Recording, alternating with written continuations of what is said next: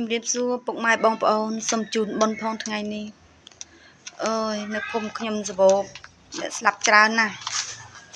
ហ្នឹងហើយខ្ញុំសូមចែករំលែកវីដេអូ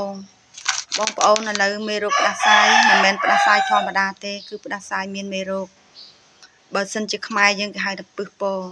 អញ្ចឹងបើសិនជាមានមេរោគផ្ដាសាយដែលយើងក្តៅញាក់អត់បាត់ក្អកក្តៅញាក់អត់បាត់អញ្ចឹងបងប្អូនរកថ្នាំខ្មែរក៏បានដែរដូចជាក្ដួចក្តាចប្រង់ដុសញ៉ាំជាមួយទឹកអង្ករទៅអានឹងវាកម្ចាត់មេរោគវាក៏កម្ចាត់ពឹសនៅក្នុងខ្លួនមួយទៀតកាផ្លោកជាមួយនឹងខ្ទឹមសបុកលាយគ្នាស្រង់យកទឹកនឹងយកកាកចេញយកទឹកយកមកញ៉ាំមកអានឹងវាសម្រាប់មេរោគនៅក្នុងខ្លួនពួកអស់ហ្នឹងគឺពួកប្រភេទស៊ីសួតមេរោគចូលស៊ីសួតអញ្ចឹងខ្ញុំសូមចែករំលែកបងប្អូនទៅប៉ុណ្្នឹងទេព្រោះខ្ញុំអស់ឪពុកខ្ញុំមួយដោយសារគាត់មុនដំបូងផ្ដាសាយហើយបើបានទៅជាចេញជាអាមេរោគហ្នឹងតែខ្ញុំដឹងអត់តាន់ដោយសារអស់លោកមកប្រាប់ថាគាត់កើតគេហៅថាពឹសពោហ្នឹងណា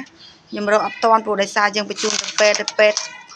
អត់មានថ្នាំអីត្រូវចាក់ប្រសាបអីតាន់ដែរអញ្ចឹងមេរោគអស់ហ្នឹងវាយលុកស៊ីសួតគាត់អស់អញ្ចឹងបងប្អូនយើងត្រូវប្រយ័ត្នប្រយែងពីរឿងមេរោគហ្នឹងមេរោគហ្នឹងវាច្រើនកើតទៅលើក្នុងខ្លួន